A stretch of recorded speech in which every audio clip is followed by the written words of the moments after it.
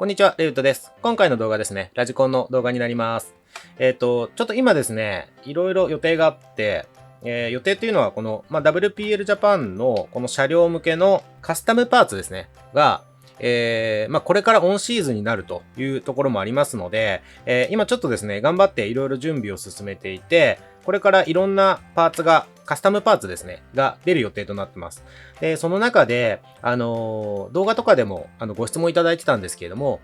パーツをつけた時の違いが知りたいですというのを結構やっぱいただいていて、確かにそうですよねっていうのがあってですね、例えば何かパーツ、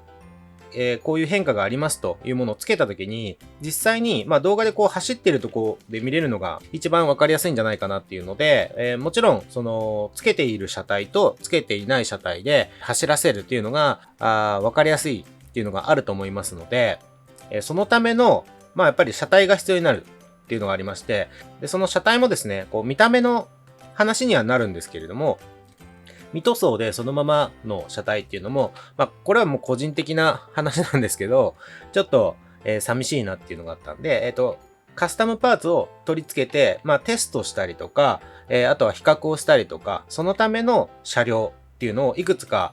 用意したいなという中で、1台、まず塗るんですけれども、これをですね、せっかく塗るっていうのがあるんで、少しでも参考になればっていうので、一旦ですね、今回カスタムパーツをつけるわけではないんですけれども、そのカスタムパーツをつける実験台の車体みたいなものを作るので、一旦すべてノーマルの状態で、まず塗装だけするっていうのが、今回の動画になるんですけれども、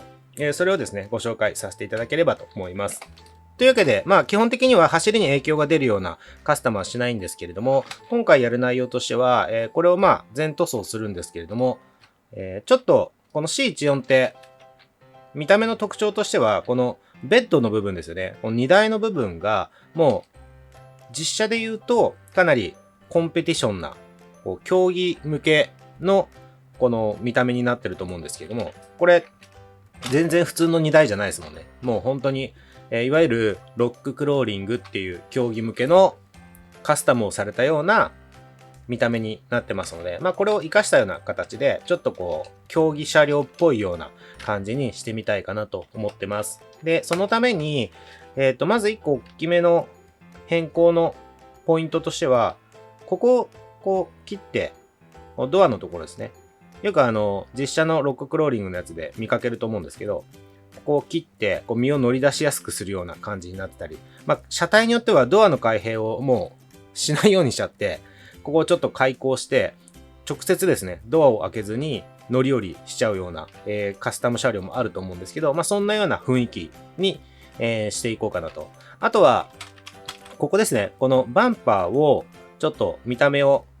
変えていこうかなと思ってます。ここを切って、あと、ちょっとこの横幅も詰めてですね、こうショートバンパーにしようかなと思ってます。あとは以前ご紹介したことがあるんですけれども、このテールライト、テールランプですね。ここもですね、ちょっとディテールアップというか、クリアパーツを自作してペタッと貼り付ける。それぐらいはしようかなというふうに思ってます。じゃあまず、ここのカットラインを、こう目安でちょっと、マスキングテープでも目印つけちゃおうと思うんですけど、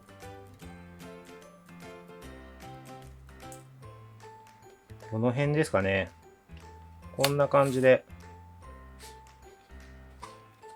いって、で、多分ここら辺がいいと思うんですけどね。こんな感じで。で、こここう来て、ここを来て、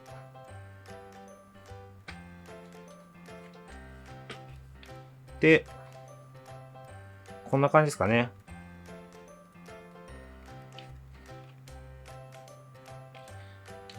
これでちょっと切ってみたいと思います。なので、ここも切りますよね。と、この、ガラスがここにもついちゃってるんですけど、ここもカットしないといけないという感じになると思います。じゃあ反対側も、このドアノブの下のラインですね。ここのラインに合わせて、こんな感じで。で、ここは反対側と同じですね。こんな感じで。ここは、こうですね。これで、左右同じ感じでカットできると思うので、これでちょっとサクッと切っちゃいたいと思います。はい。じゃあボディを外しましたので、このさっき描いた線に沿ってですね、ここをカットしていきたいと思います。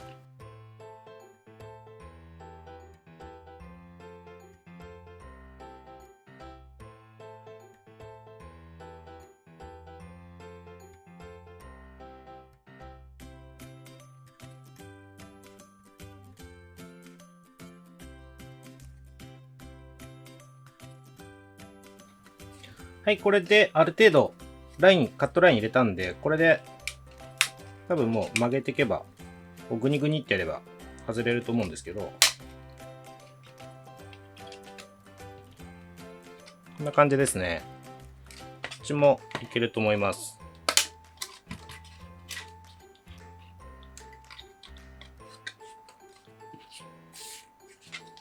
はい。もうちょっと強気でいってもよかったかもしれないですけど、若干ちょっと弱気だったかもしれないです。もっと切ってもよかったかなと思うんですけど、でも、こんな感じでも、いいんじゃないかな。はい、こちら側もこんな感じですね。これで、あとはもちろん、もうちょっとヤスリをかけたりして整えてからですね、塗装したいと思うんですけれども、ドアに関しては一旦こんな感じでいきたいと思います。はい。では続いてバンパーですね。バンパーは、まず今回の場合はですね、ちょっとざっくりいっちゃうんですけど、ここですね、ここ切っちゃって、ここもですね、もう切っちゃって、もちろん後で整えるんですけどね。とりあえずざっくりこう切っちゃいます。で、一旦こうなりましたと。で、ここから、ここの部分ですね。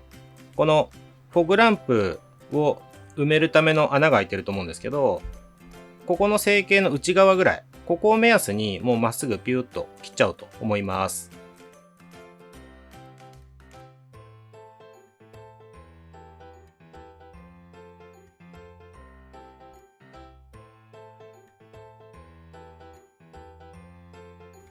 はい、バンパーですね。切りました。結構大胆にザクッといったんですけど、これぐらいあったのがこう短くなったと。ちょっと当てがってみると、